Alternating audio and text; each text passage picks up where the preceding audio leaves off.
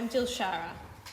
And I'm Ros, and we are both physios, and we work together in a rehab hospital.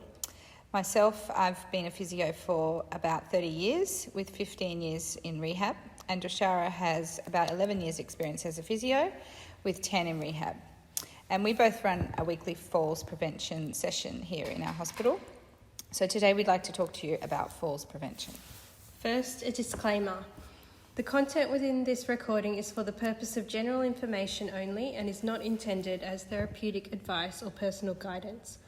For advice specific to your own circumstances, please consult your health practitioner. Okay, so Dilshara, how about you start us off by telling us why we want to prevent falls? So, of course, the biggest reason of wanting to prevent falls is that risk of injury, ending up in hospital, but also how it impacts on your confidence and quality of life. For example, if you have a fear of falling after having a fall. In my experience, I have seen the impact that having a fall can have on the physical function, mental health and quality of life of an individual. However, the good thing is that strength, balance, mobility and confidence can all be improved with exercise. Okay, so firstly, what can you tell us about balance and why it's so important? So ultimately, balance really means staying upright, staying steady on your feet and not falling over. So your body's mass is concentrated around one point in your body, which is called your centre of mass. To keep our balance, we need to keep this centre of mass over what's called our base of support, the area we are standing on or sitting on. A wider stance means a wider base of support with which it is easier to keep your balance. Using a walking aid increases your safety by increasing your base of support. If you are reaching or bending, try a wider stance, such as a lunge stance or a wide squat. That will make it easier to keep your balance. So talking about balance, there are several things which contribute to us keeping our balance. This includes strength, reflexes and coordination, as well as certain forms of feedback, like your vision, sensation, and proprioception. Proprioception is an awareness of where your body is in space, which we gain through constant feedback from receptors in our limbs. So now over to Ros. How can we improve our balance?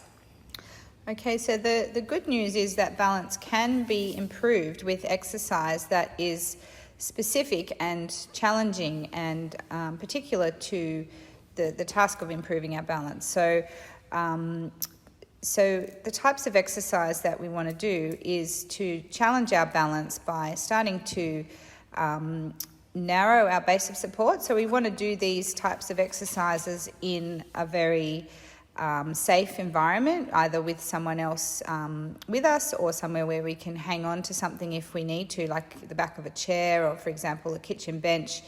And these types of exercises can be done at any time through the day at home. They don't need any special equipment really. But they're the types of things where we start to maybe try and stand with our feet a little bit narrower and try and balance and let go. If you're feeling wobbly in that position, you can just have one hand on a bench or a chair and then gradually try and just let go and try and count for 10 seconds or 30 seconds or a minute. And try standing firstly with, for example, your feet close together.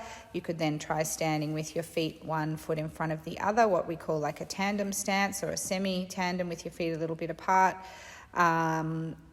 Just trying to practice letting go and keeping your balance in those positions. And then you can improve that by also doing things like reaching or turning your head and also doing things like stepping over things or stepping around things, practicing kind of obstacle courses. And a lot of these things can be done in a physio class. There's a lot of classes out there that are balance and strength classes that you can practice some of these things, but a lot of them you can just do at home while you're boiling the kettle or brushing your teeth. Just practice trying to stand on one leg, trying to let go a little bit. And obviously, you want to be safe, so you don't want to do it if you're not feeling safe, and always have something to hold on to if you need to. And the other thing with exercise is that you want to be able to Keep your strength of your legs is very important. So the big muscles in your thighs are really important to keep strong. So exercises like squats or sit to stand from a chair are really good exercises just to strengthen all those big muscles in your legs. Heel raises, standing at a bench, is a really great exercise to keep your calf muscles strong, which are really important for staying on your feet. And so a lot of these exercises are things you can do during the day just around the house. And incidentally, just trying to do things like, walking is really one of the best exercises that we can do, just whether that's getting out and about with a friend, making it a social event, instead of going for just, going out for coffee or something, maybe you could go for a walk with a friend as well, going somewhere pleasant where it's nice to walk. And it's all those kind of incidental exercises. If you're safe to go upstairs, then try and use the stairs if you can to just increase the exercise that you get from that. So all of these types of exercise can be really helpful just to improve our coordination, improve our balance, and it has been shown that people who can actually stand on one leg for 10 seconds actually have a greatly reduced chance of having a fall. So obviously that's going to be different for everyone, and you want to get some advice on what the most appropriate exercise is for you from your health professional. But So now over to you, Dilshara. What are some other strategies that we can use to reduce the risk of falls? So firstly, I'll talk about not rushing. So rushing is a very common reason for falling. So our muscles do turn on both in preparation for movements that we're planning to do, as well as in reaction or as a response to things happening around us. So when we're rushing, you've just got less preparation time and less reaction time for your muscles to turn on. So it's much easier to lose your balance when you're rushing. So try to remind yourself not to rush. Don't rush if the phone rings or the doorbell rings. Just let the answering machine get it, or just call out that you're coming. And remember, if it's important, whoever it is will wait, or they'll call back.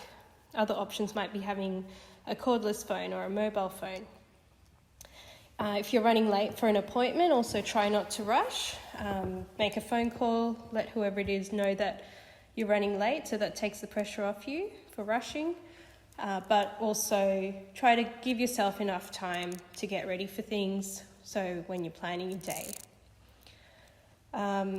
When you're turning, try to step and turn slowly. Don't quickly turn. And when you're getting out of bed as well, try to just move safely and slowly. Another point is footwear. So your footwear can also really affect your risk of falling. So safe footwear involves wearing a shoe that covers most of your foot, has a snug grip at the heel and plenty of room for the toes. Try to avoid wearing shoes with high heels, backless shoes, any shoes that are worn or floppy or in need of repair. Maybe you want to ask a family member to help you find something more suitable. And there's also clothing. So clothing can also affect your risk of falling. You can try to be more aware of things like long hems or long trouser legs. Try to get those hems taken up so you don't trip over them. Be aware of long dressing gown cords hanging down. Make sure any cords or belts are fastened securely.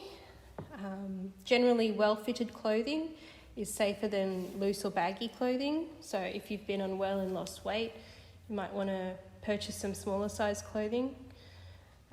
Loose or baggy clothing can catch on to things around you. Same with wide open pockets sticking out. And now, Ros, what can we do to improve our safety around the home? Okay, so there's lots of things that we can do to keep our home environment safer. One of the most important things is just getting rid of clutter around the house so that we don't have a lot of things in our hallways or in our passageways or around the floor that we might trip on. Also, things like mats, it's very important that we don't have too many mats around the house that might trip us up, and particularly if we do have carpets and mats, that they have a really good non-slip backing on them that will stick them down to the floor so that they're not going to bunch up or trip us up. And yeah, it's just trying to think about reducing the number of mats or carpets that we have in our house is a good idea. And also things like electrical cords that might be running along the ground, just making sure that we're either taping them down or just not having them there at all, trying to, tape them up to walls or, just not having them running along the floor is really important.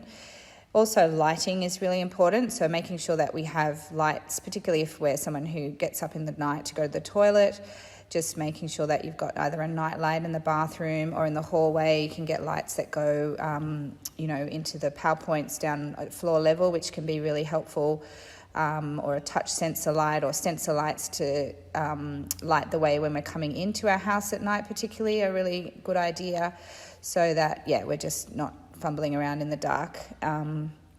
Also, just if you have stairs in your house, it's really important that you have rails, at least one railing on stairs that you can hold on to just to keep you safe. And you can also have things like non-slip treads put on your stairs, particularly if you if you have carpet on the stairs. That can sometimes be a hazard, that if the carpet's worn or coming loose, that you want to make sure that that's being replaced regularly. And also, just taking care on stairs, making sure that you are holding on and just taking care. Also, in our outdoor environment, there's lots of hazards that can present themselves, particularly if we're out and about in garden areas or we have our own gardens at home.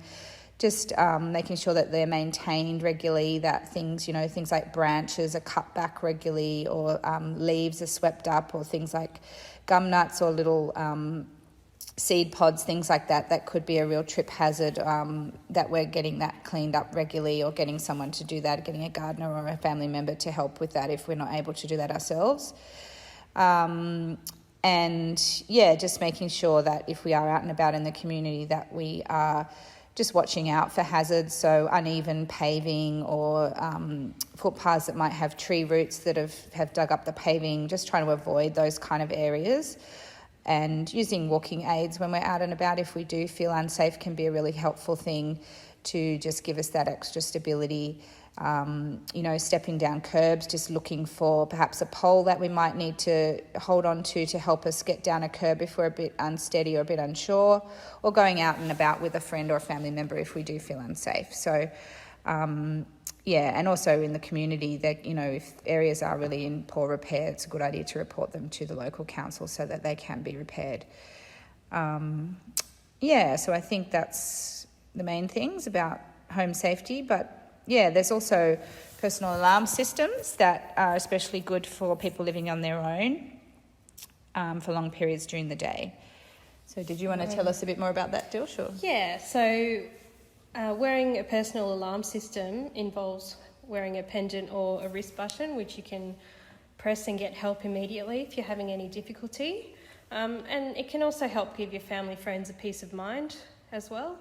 They do need to be worn at all times, including in the shower, which is a place where you're more likely to fall as well. Even if you decide that's not for you, you could even consider setting up your own sort of system, like having a family member ring you at the same time each day, or having a neighbour drop in to check on you. Now, Ros might talk to us about what to do if you do have a fall. Okay, so if you are unfortunate enough to have a fall, it's really important that you don't rush to try and get up too quickly, that you actually take a bit of time to just assess the situation and work out whether you are injured and whether you're injured in a serious way, in which case you wouldn't want to try and get up because you may make the injury worse. So, really important that if you are in pain or you think you may have hurt yourself, then you really shouldn't try and get up. If you are able to get up, you obviously want to try and do it in a safe way. And so, the best way to do that is to try and get yourself to some kind of chair or table, low table, or maybe a lounge or something that you can hold on to try and get up, and use like one leg getting up first onto one knee, get up onto your knees, and then get one leg up and then try and push up using your arms, holding onto either a chair or a table or something that you can hang on to pull yourself up one leg at a time. If that's not possible, you want to try and get to some kind of assistance to get someone to help you, then it's really important that you obviously have a phone or a personal alarm system that you can get to quickly. So just making sure that you have something that particularly if you're at home, that you can get to easily. You may have to crawl to get to the phone, but if you can have the phone in your pocket if you're going out, that's obviously going to be helpful. So if you can't get help, you can always try and call out to someone, or crawl to a doorway where you can call out and hopefully a neighbour or someone might hear you, but that's obviously the last resort. So really important that you do have some way of contacting people and you can get to it. So obviously if you are injured, the first thing to do is to call the ambulance, because it's really important that they get you up in a really safe way and get you to hospital if you need to be attended to. So don't ever hesitate to call an ambulance if you do need help. So the main thing with that is don't injure other people if they're helping you get up. It's really important that they do it in a safe manner, and if they're not confident, don't rush into it. Try and call for help if you do need it. Get the professionals in. So I think that's the main things with what to do if you do have a fall. And if you really can't get up and you can't get help, just trying to make yourself as comfortable as possible and wait for help to come. So I think we've talked about a lot of things today. We've talked about how falls can have a really negative effect on our health and well-being, but also that there are lots of things that we can do to help prevent them. So things such as safety around the home, safe footwear, safe clothing, not rushing, and also personal alarm systems, and also the importance of exercise. So remember to stay active, take those opportunities to keep active when you see them, and stay safe. We hope this helps you. Thank you all for listening. Thanks everyone, take care.